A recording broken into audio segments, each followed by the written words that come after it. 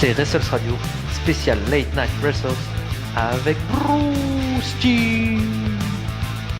Bonsoir à toutes, bonsoir à tous, bienvenue dans ce nouveau numéro de Night Night Wrestles, le podcast dédié à la WWE, dont c'est la dernière édition de l'année 2015, le dernier live consacré au dernier pay-per-view de l'année, TLC, Tables, Ladders and Chairs.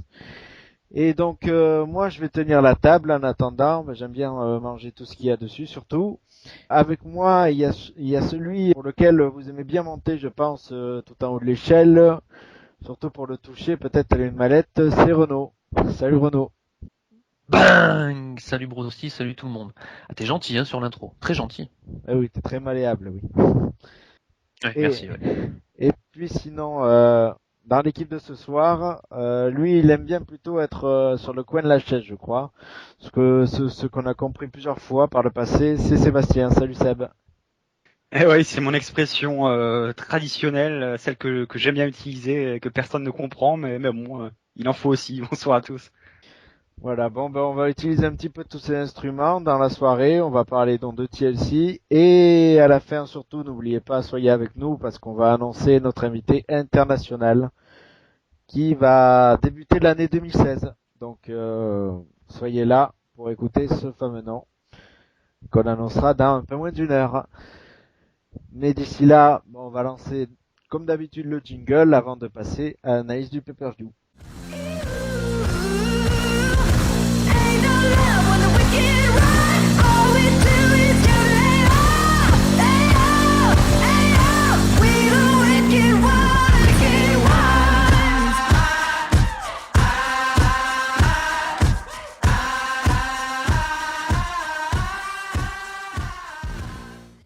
Et nous revoilà donc pour parler de ce TLC qui avait lieu au TD Garden de Boston dans le Massachusetts, avec tout d'abord comme d'habitude le kick-off show avec Renee Young aux manettes et puis avec toujours l'équipe traditionnelle qui change jamais, Corey Graves, Booker T et Byron Saxton, et un match du kick-off show qui était plutôt assez long par rapport à d'habitude. Et un match féminin surtout, qui opposait Sasha Banks à Becky Lynch. Et victoire de Sasha Banks après 11 minutes 12 grâce à l'aide de Naomi et Tamina. Seb, je sais que t'as vu, t'en as pensé quoi? Ouais, je regarde pas tout le temps les kick-offs, mais celui-ci, je voulais le voir, ce match-là, parce que j'ai encore en mémoire les fabuleux matchs que ces deux jeunes femmes ont fait à NXT. Et là, je voulais voir ce que ça donne sur le main roster, et forcé de constater que clairement, il y a pas le même niveau.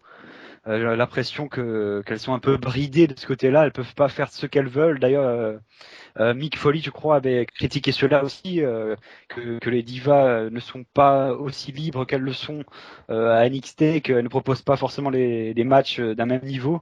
Et là, c'est le sentiment que j'ai ce soir. Hein. Même la foule qui n'était pas spécialement dedans, alors que Sasha Banks est du coin. Elle vient de Boston, donc on aurait pu croire qu'ils seraient à fond derrière elle. Et finalement, ils étaient assez extérieurs au match, donc une déception. Il y avait quand même pas d'enjeu, surtout dans ce match. Ça aurait pu faire un number one contender match peut-être, mais ça n'a pas été le cas.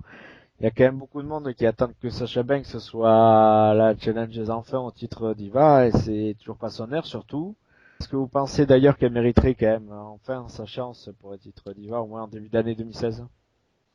Moi, de ce que j'ai vu, oui. De ce que j'ai vu en weekly, je dirais oui, même en pay-per-view. Même si dans les pay-per-view, elle était en team, mais elle avait fait un bon match à Raw il y a quelques temps de ça, hein, ça devait être avant le SummerSlam. Donc moi, de ce que j'ai vu, oui, je pense qu'elle peut largement être challengeuse au titre de championne des divas, clairement. Sébastien, la même Oui, chose. clairement. Après, je pense qu'on se dirige vers un Becky Lynch contre Charlotte au vu des récents développements à Raw. Ça risque d'être ça. Après, c'est étonnant qu'elle ait perdu ce match, justement. Ça m'a étonné. Ah ben oui, on verra ce qu'il en sera et puis on parlera de Charlotte un petit peu plus tard.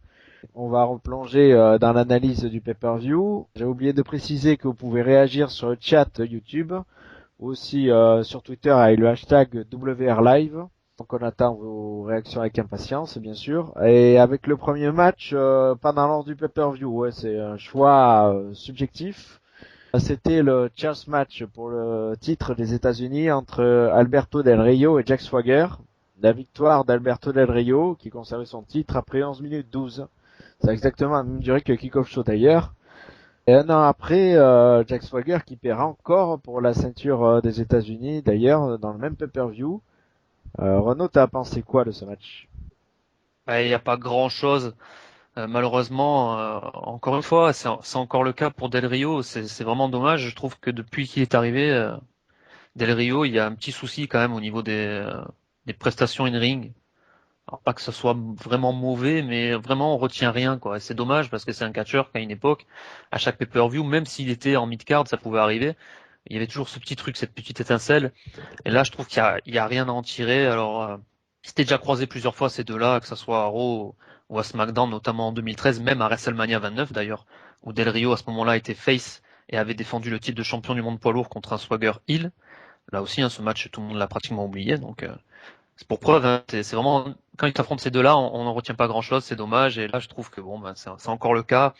Et un move à retenir, ça serait peut-être le move de fin, bien sûr, le double stomp de Del Rio porté sur un tapis de chaise. À part ça, je retiens pas grand-chose, quoi. Et Seb, je vais te demander peut-être à l'échelle des chairs match qui est la stipule la plus bâtarde, on le sait, c'est jamais la plus sympa, c'est toujours les matchs les plus pourris en général. Tu situerais ce match où à peu près parmi ceux que tu as vus? Dans la moyenne, je dirais. Je pense que le meilleur, ça doit être Cena contre Barrett il y a quelques années. Oh, Tu vois, 2010. il est 2010, voilà, j'avais pas l'année, donc merci à la Bible vivante Renault de voler à mon secours. Mais ouais, non, ce match est quand même très très potable. Hein. Moi, j'en attendais pas grand-chose.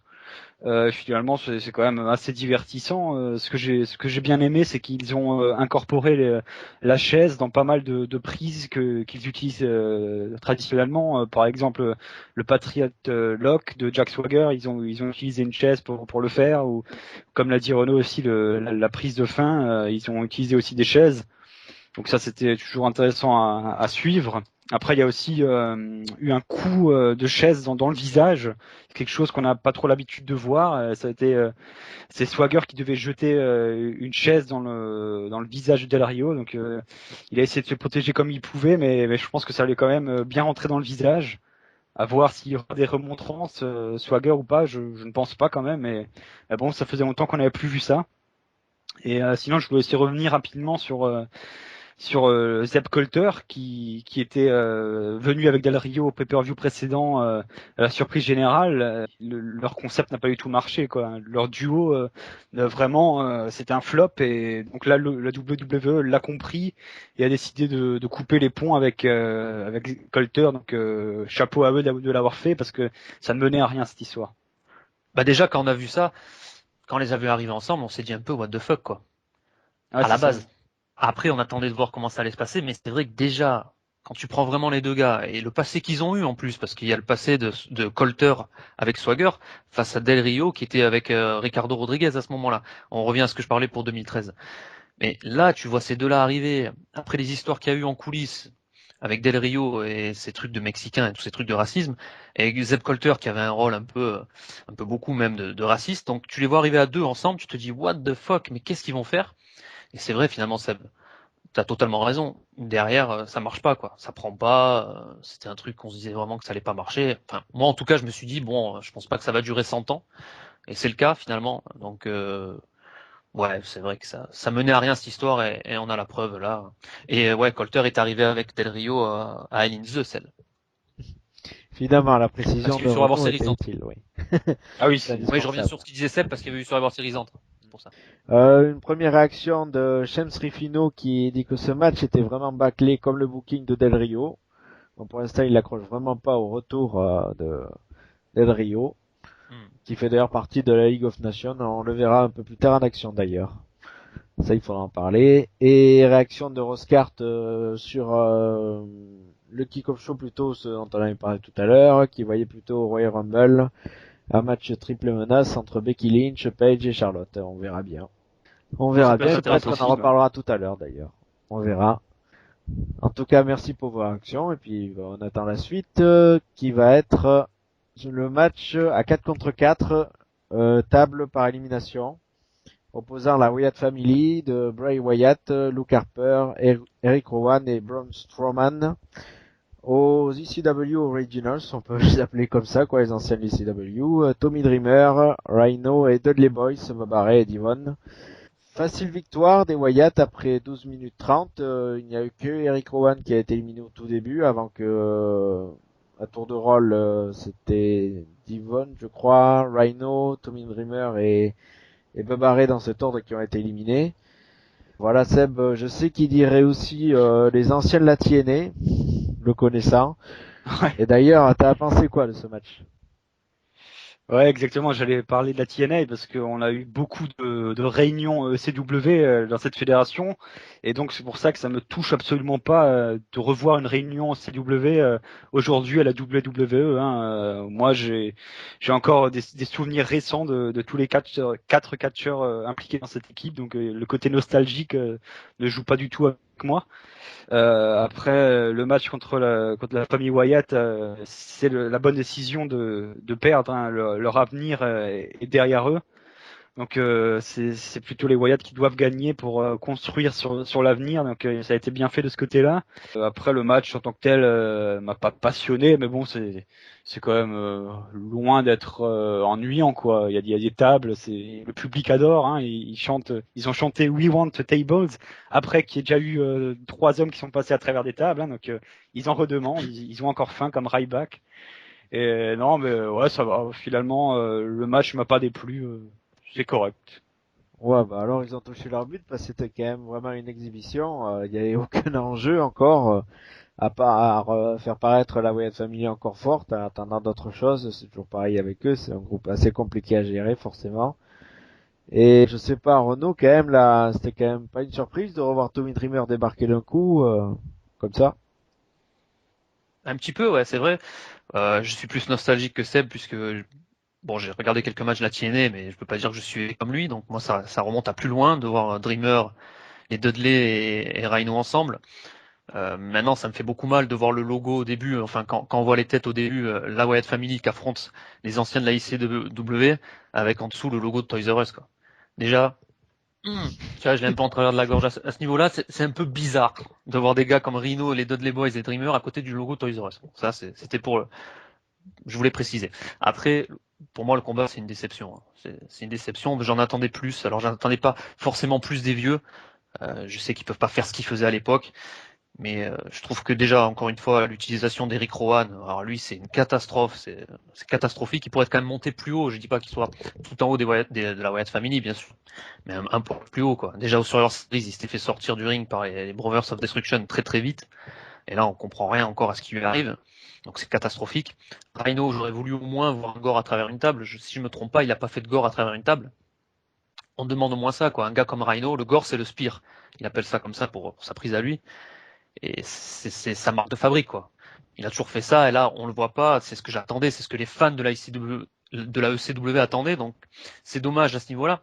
Après, bien sûr que les Wyatt, fallait qu'ils gagnent, puisque les anciens, ils ont plus rien à prouver. Les Wyatt avaient servi de faire valoir aux Frères de la Destruction un mois avant. Bray Wyatt avait perdu contre Roman Reigns en octobre. Donc il fallait vraiment une victoire forte pour les Wyatt. Alors, ça va plus leur servir à eux qu'aux anciens, ça c'est clair. Et encore une fois, j'y ai jamais cru aussi. À la fin, la fameuse table en feu où Bub Barré va sous le ring et va chercher pour allumer le feu, quoi, le truc là. Je sais pas comment on appelle ça, je sais pas comment, si vous avez un nom pour ça, pour Du enflammer les tout, tables. mais ouais, on a vu ça beaucoup par le passé, surtout avec Mick Foley bien sûr. C'était pas mal utilisé, mais la Voilà, WWE mais bien d'aujourd'hui, sûr. faut pas croire non plus que ça arriverait, ouais, c'est sûr. Voilà, donc déjà quand j'ai vu ça, je me suis dit bon, ça va pas arriver, il va se faire contrer. La dernière fois que c'est arrivé, c'est assez récent. C'était à Extreme Rules 2014 entre Kane et Bray Wyatt. Kane et Daniel Bryan, pardon. Et Kane avait traversé la table et s'était un peu brûlé. Enfin, c'est pas une image très marquante. La plus marquante, c'est à WrestleMania 22 en 2006 entre Edge et Mick Foley, où il y a eu un spear à travers la table en feu. Et pour voir, si vous voulez voir ce que Bub Barré comptait faire, parce que Bub Barré, à mon avis, comptait faire une powerbomb à travers la table.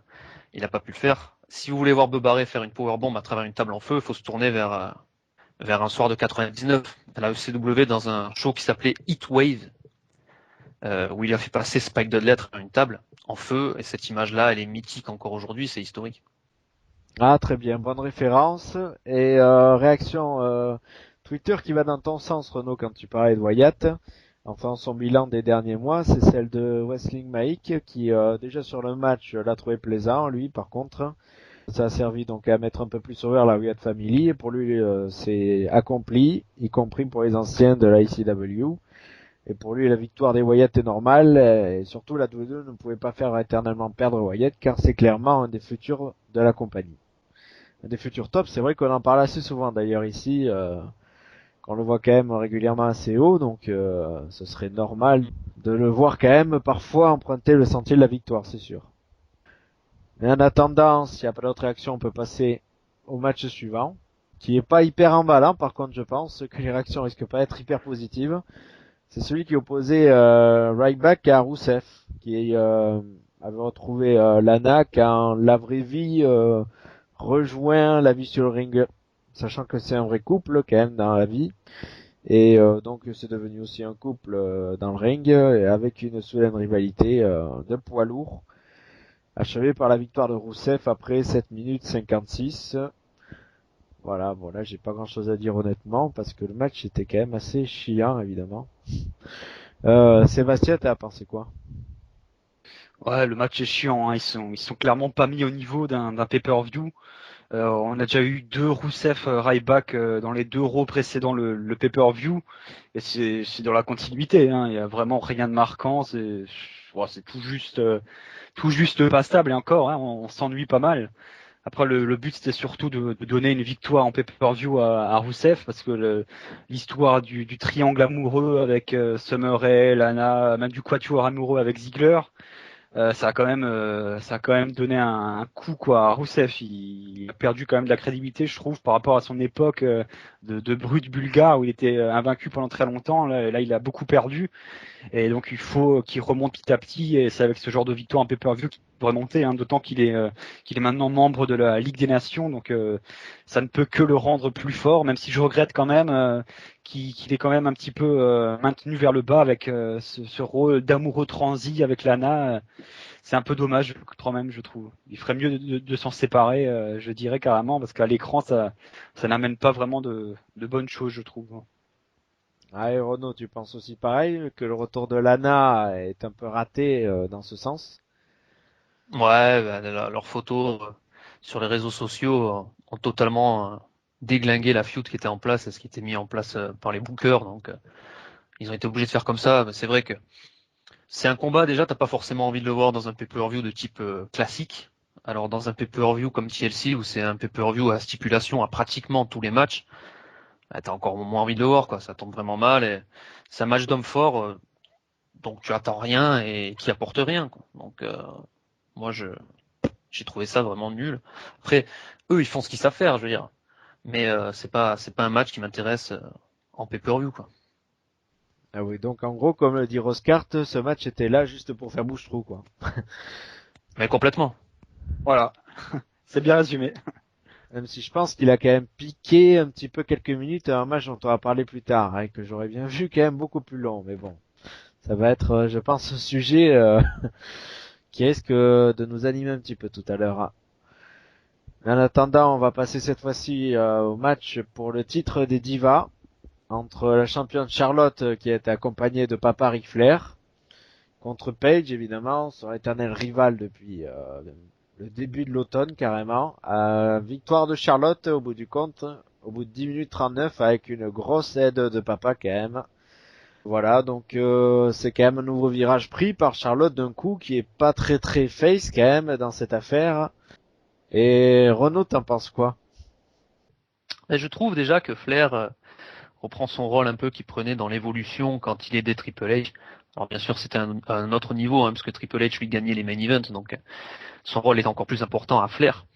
Mais je retrouve un peu ce Flair-là, le Flair manager qui aide son poulain dans le ring. Mais sinon, j'aime beaucoup, moi j'aime bien ce que fait Charlotte, ça me plaît. Et ce combat face à Paige, je l'ai bien aimé. Sincèrement, je suis pas un fanat des divas, mais même si ça va mieux depuis quelques temps, je trouve quand même, j'apprécie plus les combats. Et là, ça m'a plu. J'ai trouvé ça bon.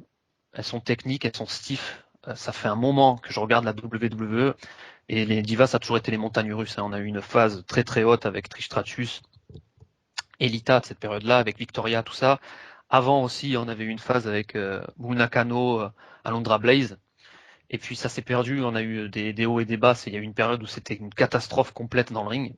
Et là, je trouve quand même depuis quelques temps, c'est des filles qui envoient du lourd dans le ring et ça me plaît. Donc j'ai trouvé ce match bon. Je trouve que c'est un bon match de pay-per-view avec de la qualité, et deux divas qui m'impressionnent. Donc moi je suis content. Par contre Charlotte qui veut faire la danse de papa, ça ressemble plus à la danse de Jeff Jarrett au final. Mais Ah oui, je me suis fait la même réflexion, oui. Sébastien, t'as pensé quoi de ce match tout simplement? Comparativement au match du dernier pay-per-view entre les deux, j'ai moins apprécié. Le match précédent m'avait plus surpris. Elles ont tenté plus de choses qui sortent un peu de l'ordinaire. Là, il y avait une certaine normalité et surtout, c'était quand même convenu dès le moment où on a annoncé que Ric Flair serait dans le coin de Charlotte. On savait comment ça allait terminer. On savait qu'il allait l'aider à gagner en trichant d'une manière ou d'une autre et ça n'a pas manqué. C'est finalement ce qui est arrivé. Après, je trouve que c'est intéressant aussi de continuer à surfer sur le personnage de Ric Flair parce que le personnage 100% face de Charlotte il est quand même assez fade, il faut dire. Là, ça lui donne un peu de piment, quoi. Ça donne un peu plus d'intérêt dans son personnage. Et si elle peut être tweener, ça peut être intéressant pour la division. Hein. Pas face, pas heel, entre les deux, ça peut être intéressant, je pense. Ouais. Et Roscart qui pense un peu comme moi lors d'un fameux Catch-moi si tu peux. Il dit que Charlotte est juste là par papa et qu'elle est championne pour un moment. Il pense au moins jusqu'à WrestleMania grâce à Papa Flair. Bon après il y a bien sûr que ça doit. Non mais bien sûr que ça doit aider.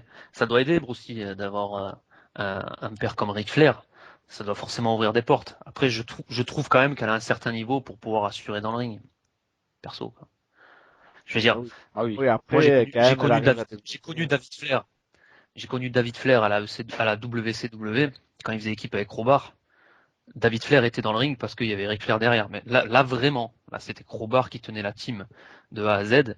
Et David Flair, s'il plaçait une souplesse arrière dans un match, c'était cool, quoi. Donc lui, il était vraiment pistonné par papa. D'ailleurs, finalement, il n'a pas fait carrière derrière. Charlotte, bien sûr que Ric Flair l'a aidé, bien sûr que c'est une aide précieuse, mais tout de même, il y a un certain niveau dans le ring. C'est certain. C'est pas le niveau de Garrett Bischoff. Hein. Oh, de suite, oui, forcément. Ouais, voilà un bon exemple aussi. Donc ouais, non, mais c'est vrai que comme tu le disais au début, Renaud, il y a un groupe de divas qui est quand même très solide. Elles s'affrontent beaucoup. Après, c'est sûr, il faut peut-être varier, faire monter Sasha Banks, peut-être aussi remettre peut-être Naomi dans le jeu, par exemple, pour parler des plus grands talents. Après, je sais pas, il y en a peut-être d'autres qui peuvent revenir. Natalia, je sais pas où elle en est. Sinon, du côté de NXT, il y a toujours Asuka qui pourrait monter peut-être assez vite à un moment donné. Ça, il faut suivre aussi. Donc, il y a de la relève quand même. Il faut suivre. Tu citais qui? Ah, mais à court terme, j'aime bien l'idée de notre auditeur, là, le match à 3 au Rumble. Ça peut être intéressant, ouais. Ouais, ça me plaît bien aussi, ouais.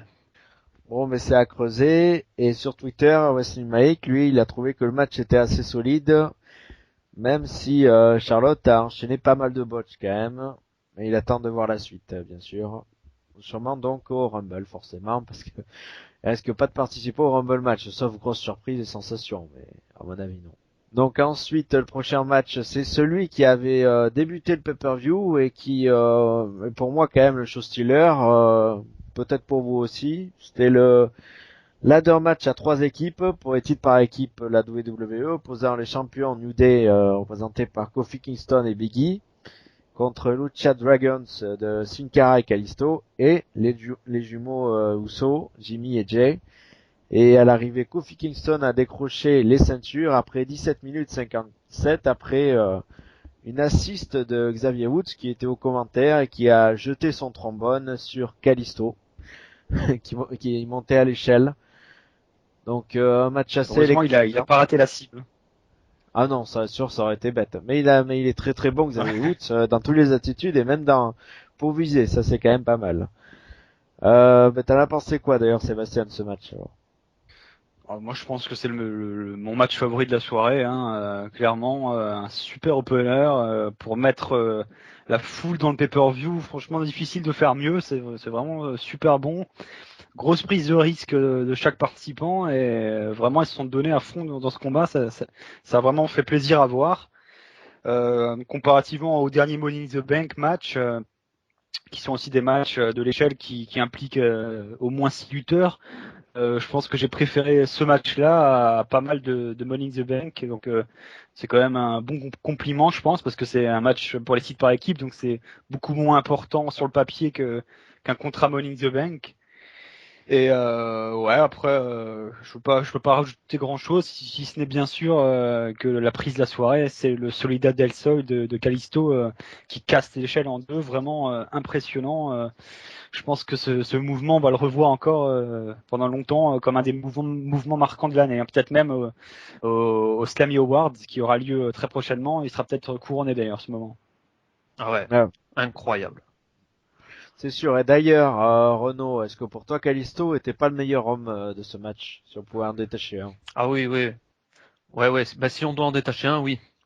Après, ils ont tous été bons. Bon, bien sûr, Biggie a été un peu effacé. C'est normal vu le gabarit du gars. C'était pratiquement sûr. Donc le match allait nous offrir des prises de ouf avec le travail des Lucha Dragons, des Usos et de Kofi.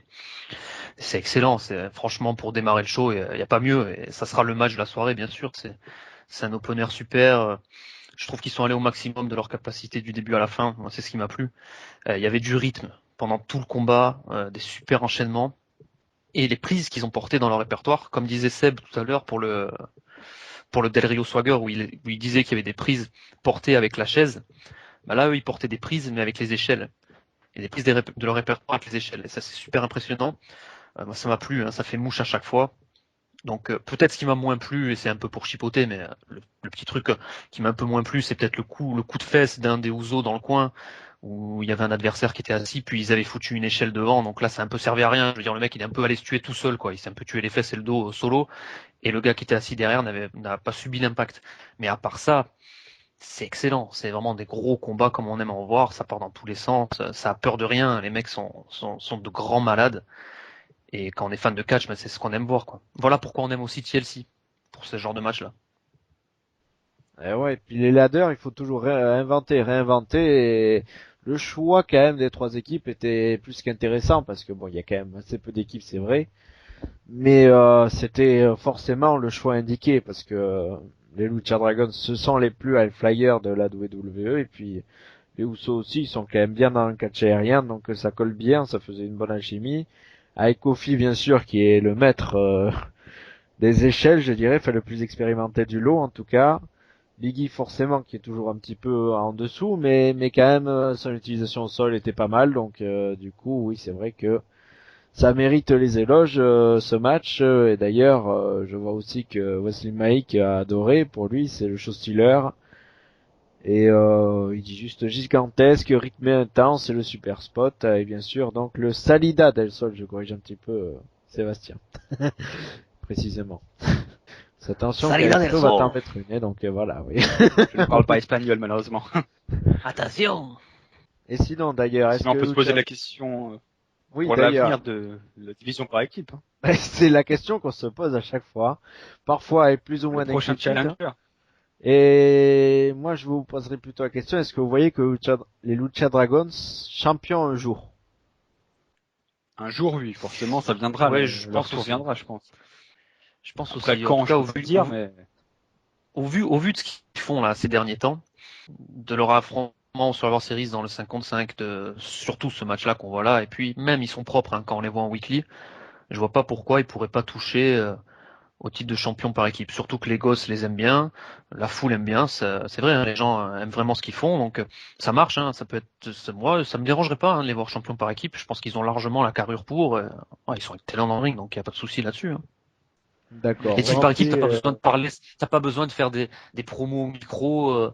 Il suffit qu'ils affrontent encore le New Day pendant un moment, et c'est le New Day qui fera les promos au micro. De toute façon, les titres par équipe, c'est des titres de mid-card. Donc c'est pas sur ça, on va pas les faire parler. C'est vrai que les gars qui ont le masque, généralement, ils parlent pas. Bon, Rey Mysterio a parlé après quand il est devenu champion du monde.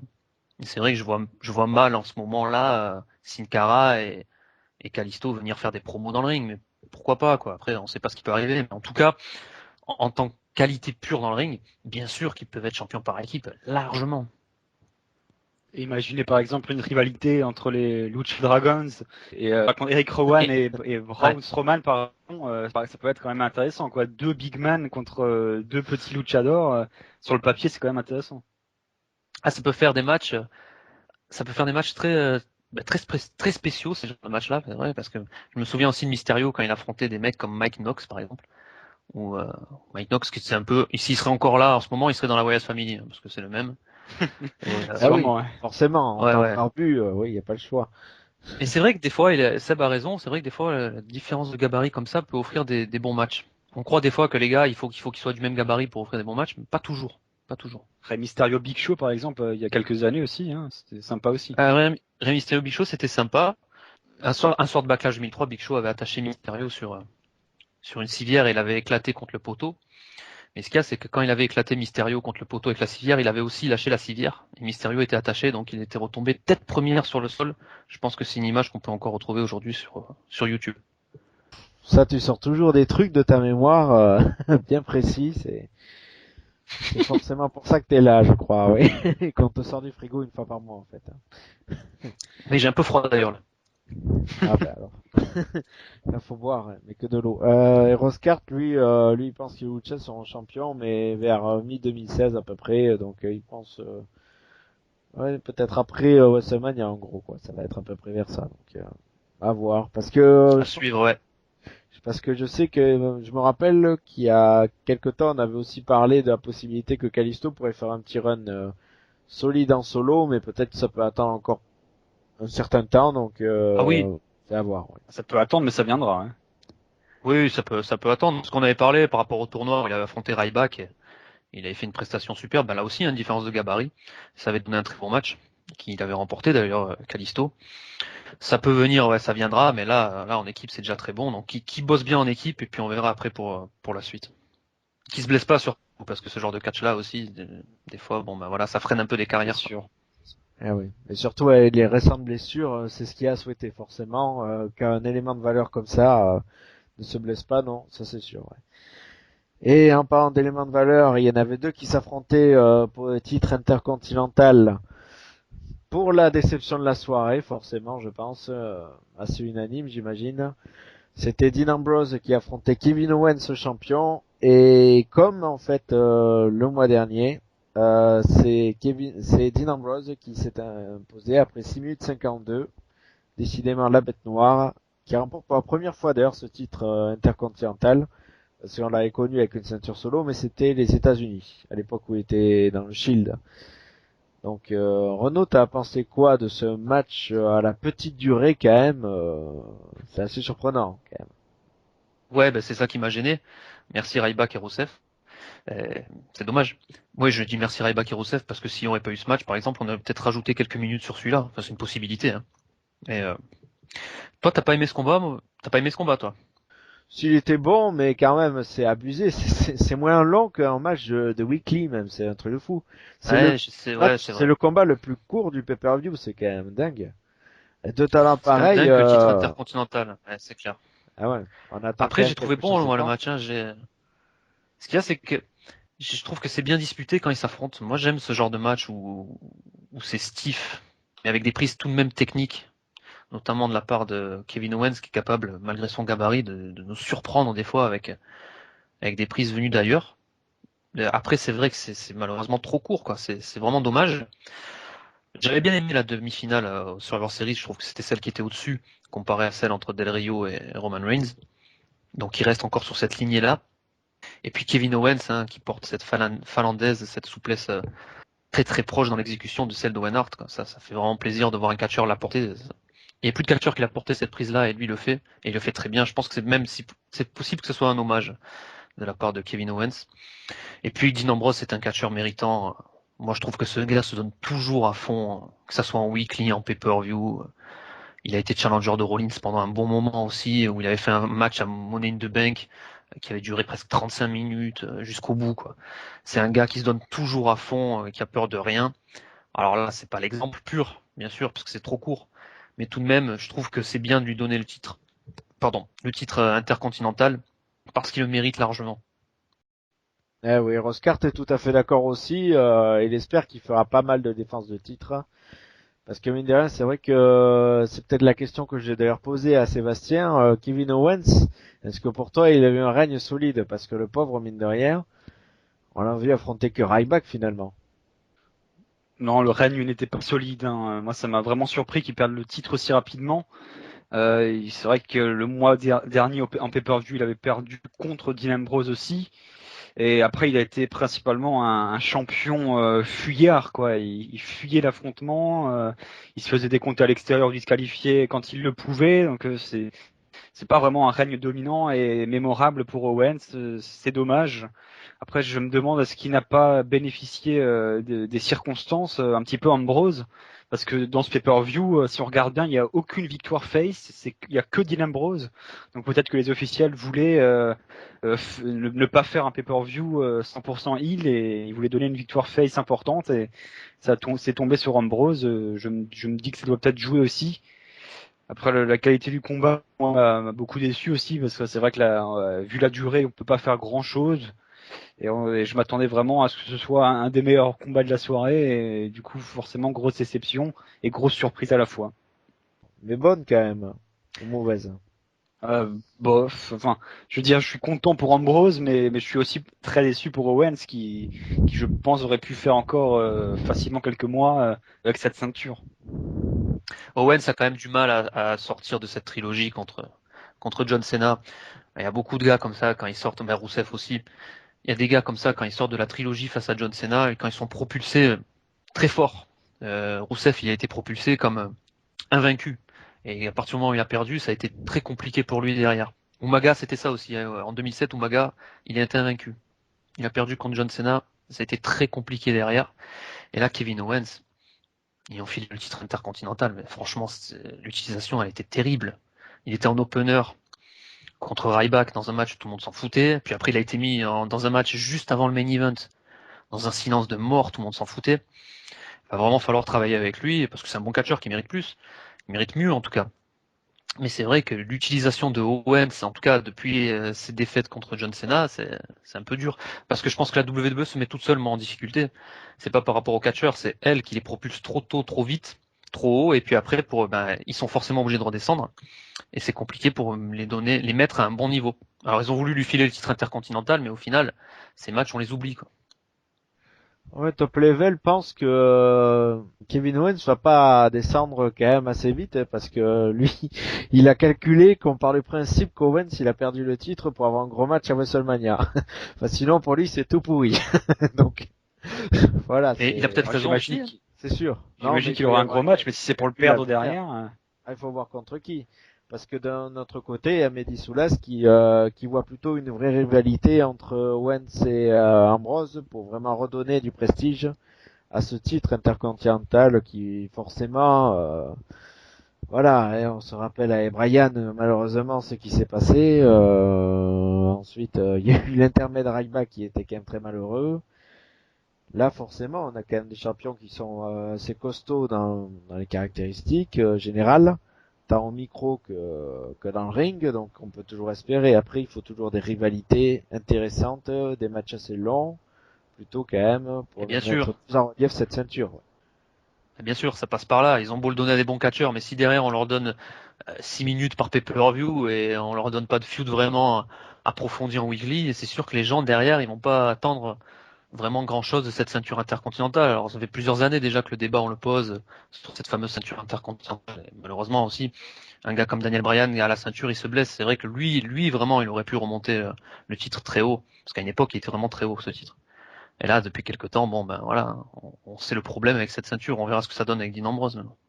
On en parle souvent, ça peut aussi être une unification des ceintures entre les titres intercontinentales et le titre US, hein, une rivalité Ambrose contre Del Rio, c'est pas impossible non plus. Et je pense que ce serait peut-être le bon moment pour unifier les deux ceintures, parce que forcément, c'est deux ceintures mineures, une ceinture mineure suffit, je pense, actuellement.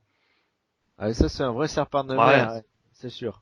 Parce qu'il y a quelques années, on n'aurait pas cru que les deux grosses ceintures, poids lourd et de la WWE seraient fusionnées. Finalement, c'est passé café crème, hein, mine de rien. Donc, c'est possible, en effet, qu'un jour, ça pourra arriver. On verra. Après, il y a toujours surtout que une les catcheurs histoire. de Raw sont aussi les mêmes à SmackDown. C'est Ah, ça, ça, hein. c'est que les quatre.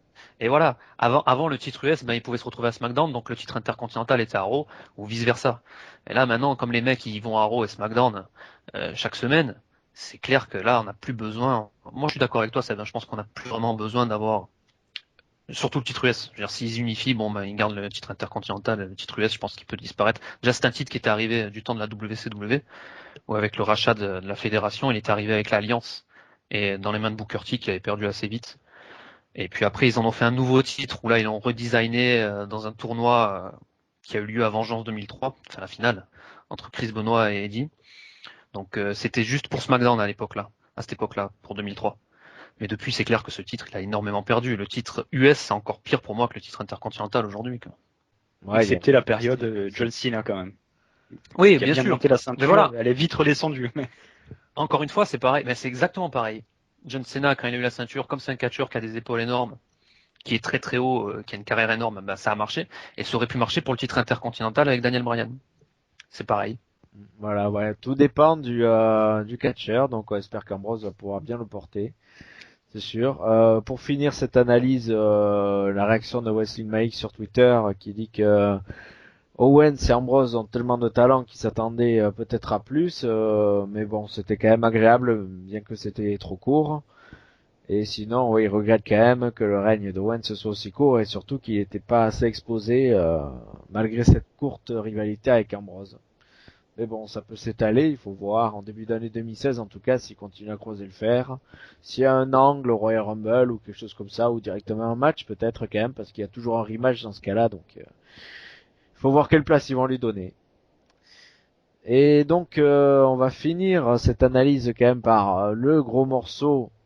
Sur le papier bien sûr toujours le titre poids lourd de la WWE qui était en jeu dans le TLC match, le 18e du nom, entre champion Sheamus et Roman Reigns, celui qui échoue toujours au dernier moment, la frustration à fond et qui va encore bien être frustré vu que Sheamus s'est imposé après 23 minutes 58 après une intervention de ses collègues de la League of Nations, Rusev et Alberto Del Rio. Et ensuite, après le match, Roman Reigns a eu bien mauvaise parce qu'il a bien tabassé à coups de chaise Sheamus. Ensuite, Triple H, pardon, et Stephanie McMahon sont arrivés avec tout plein d'arbitres. Et Roman Reigns s'en est pris à Triple H très fortement, le faisant passer à travers la table mexicaine et lui envoyant plusieurs spears. Il risque d'y avoir pas mal de répercussions et Roman Reigns c'est vraiment le gars contre l'autorité en ce moment. Sébastien, t'as pensé quoi du match et de ce fait-là que Roman Reigns soit vraiment le face fort actuellement? Est-ce que c'est un bon choix? Est-ce que c'est un bon choix? C'est presque un choix par défaut, j'ai envie de dire, parce qu'il y a pas beaucoup de faces qui peuvent être vraiment dans le main event à l'heure actuelle. Peut-être Dean Ambrose, mais bon, maintenant qu'il a gagné le titre intercontinental, on sait qu'il sera bloqué dans la mid-card, donc il y a que Roman Reigns en vrai face. Donc à moins d'un retour de Cena, il y a que lui pour faire ça, donc à voir. Mais après le match en tant que tel, moi je l'ai bien aimé. Les deux catcheurs sont vraiment donnés à fond quand même pour proposer un combat solide.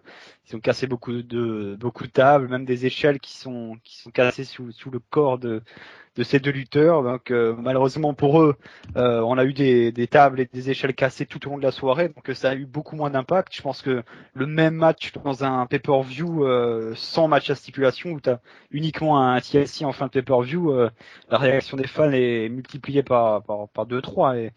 Et là, ce soir, malheureusement pour eux, ils ont plus l'effet de surprise, l'effet de nouveauté, puisque c'est encore assez frais dans l'esprit des fans. Mais bon, ils ont quand même proposé un bon combat, j'ai trouvé. Même l'intervention de la Ligue des Nations était totalement prévisible, hein, donc pas de déception de ce côté-là.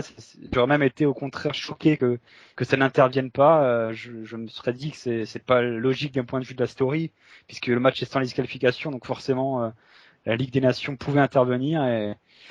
Mais bon, oui, globalement, ouais, j'ai quand même bien apprécié ce combat, malgré le manque de suspense évident quand même. Ouais, Renaud aussi emballé que Seb.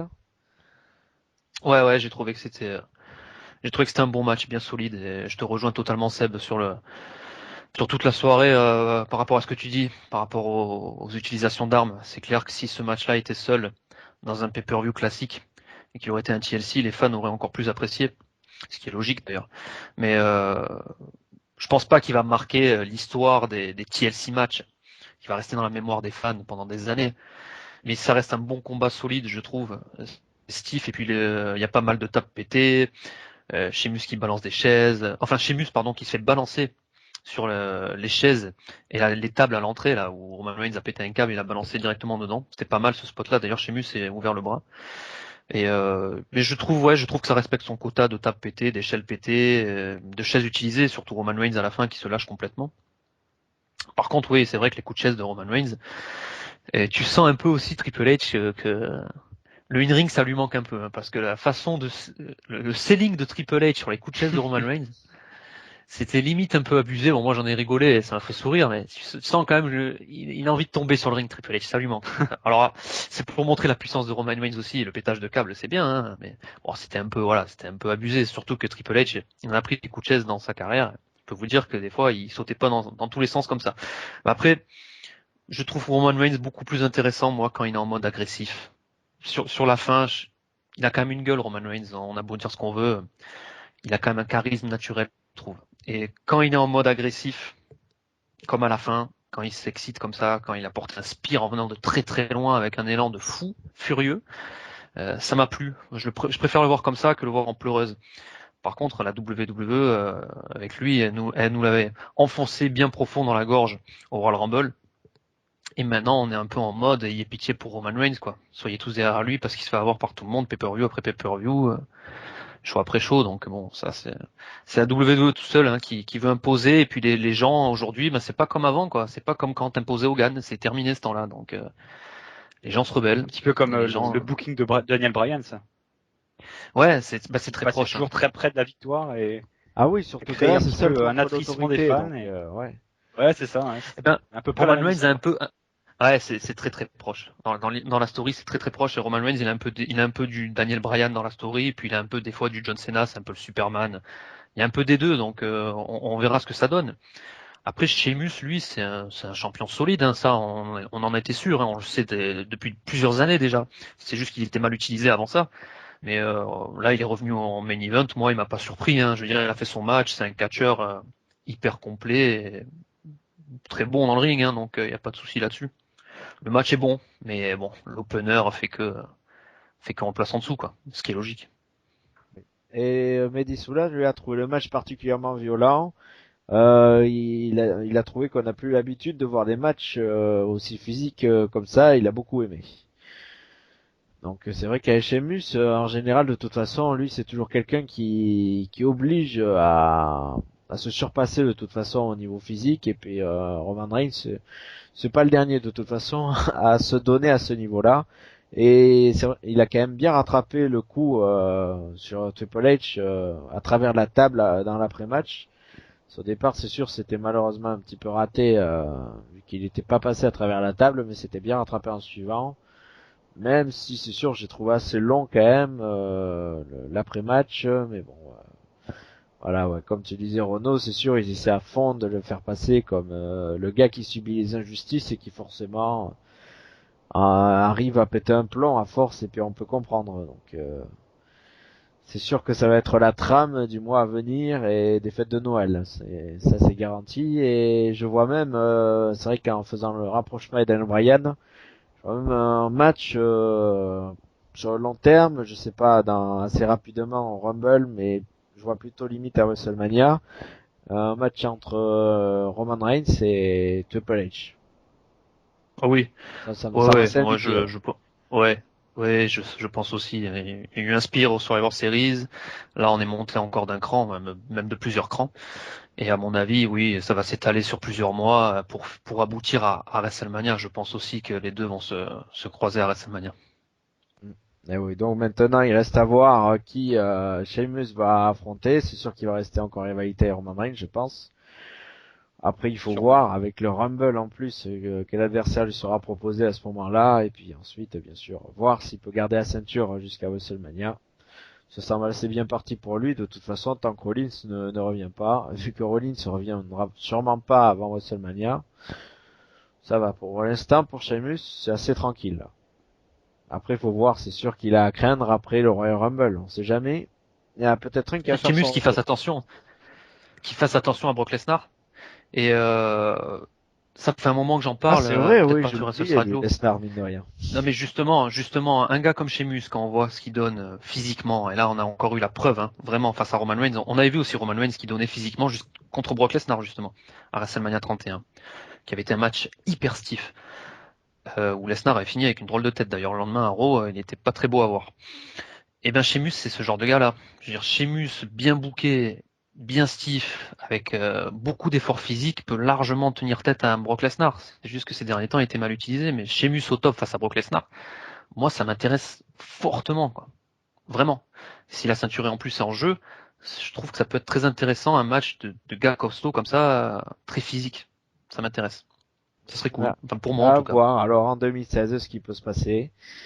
Et Wesley Mike lui a trouvé le match bon avec beaucoup d'efforts physiques et une stipulation bien gérée par les deux. Donc un bon match de pay-per-view, finalement un bon main event du coup. Tout le monde se rejoint à ce niveau-là. Mais on va voir si tout le monde va se rejoindre, à moins qu'il y ait quelque chose à ajouter sur les notes. Bon, s'il n'y a rien à ajouter, on peut passer donc aux notes, ouais, sur 10. Je vais lancer Sébastien en premier d'ailleurs sur sa note. Qu'est-ce que je vais mettre comme note? Je pense que je vais partir sur un 6,5 quand même. Je pense que l'opener, on l'a déjà dit, est vraiment très très bon. Le main event aussi est un bon match.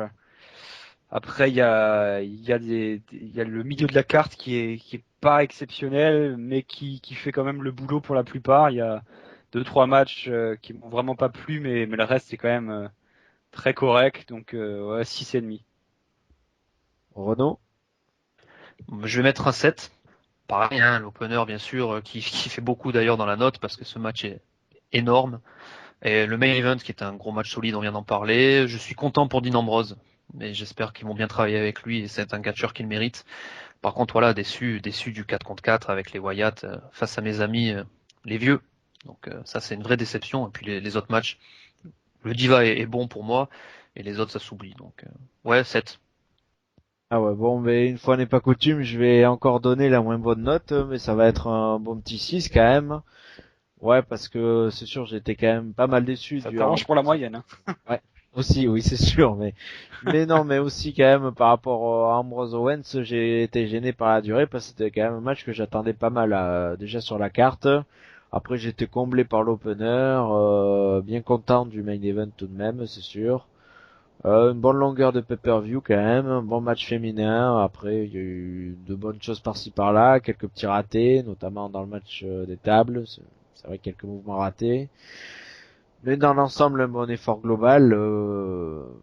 Même si TLC, j'ai attendu en général un peu plus, c'était quand même pas si mal, surtout que ouais, j'avais moins aimé l'édition de l'année dernière, je me souviens. Donc, du coup, ouais, 6, c'est notre moyenne. Et au final, c'est même un bon 6,5. Pour conclure l'année, c'est quand même pas mal, je trouve. J'aurais même presque pu mettre un point en plus parce qu'ils nous ont pas proposé la stipulation stairs, les escaliers. On y a Ah vu oui, le c'est droit Oh l'an vrai. là là. dernier. On y a vu droit l'année dernière. Heureusement, Eric ils Eric l'ont Rowan, Rowan, fait. Eric Big Show. Rowan, oui. Oui, oui, bien sûr. Eric Ouais. Rowan, Big Show, ouais, c'était super. Et Oscar, lui, il est Ironie, bien plutôt sûr. de mon avis d'ailleurs. Lui, il part sur un petit 6 sur 10. Voilà, comme quoi. Qui est le plus proche des auditeurs? Non, je Bah, blague. c'est l'animateur, hein, comme d'hab.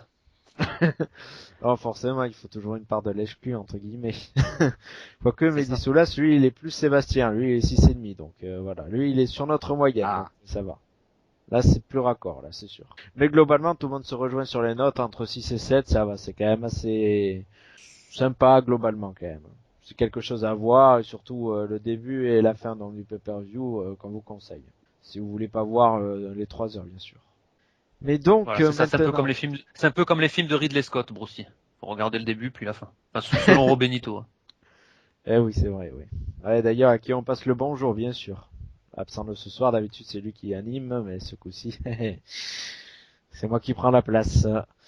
Donc, on a fini cette analyse. Je vais citer les partenaires, bien sûr, grâce à eux, je les remercie de nous faire partager toujours leur passion pour le catch et de nous partager bien sûr aussi nos podcasts.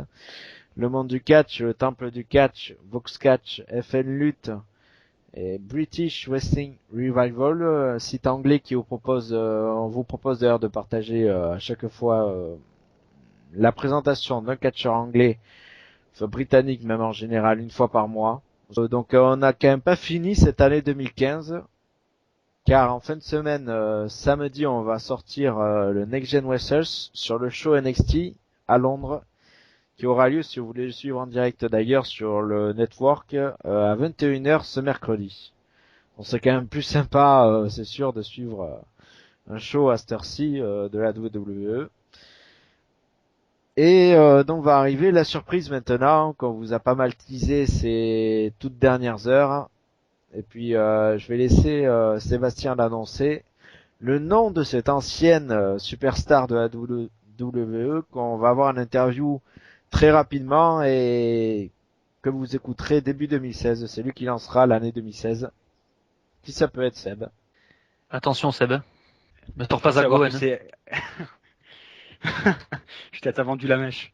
Non, non, c'est pas lui, Ah merde. c'est un peu plus intéressant quand même. C'est celui qui est actuellement le champion poids lourd de la OVW et qui a été 3 fois champion du monde par équipe avec Sylvain Grenier à la WWE dans le clan de la Résistance, cher à notre douce France, c'est Rob Conway.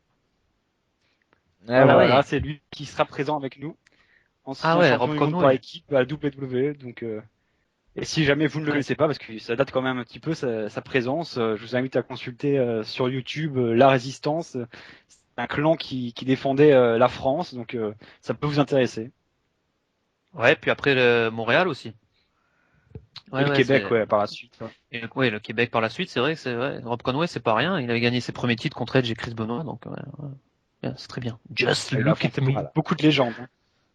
Voilà. Ouais, Et puis vous c'est pourrez clair. écouter donc l'interprétation du thème de Rob Conway par Renaud aussi en exclu prochainement. Oui. Mais donc, on vous donne rendez-vous pour le Next Gen Wrestlers pour finir cette année.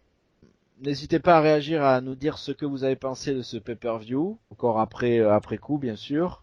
Et de ce podcast aussi, bien sûr. N'hésitez pas à le partager. Vous pouvez nous suivre sur Facebook à Wessos Radio officiel, sur Twitter à Wessos Radio. Toujours réagir sur le hashtag WR Live, même hors podcast, ça nous aide toujours.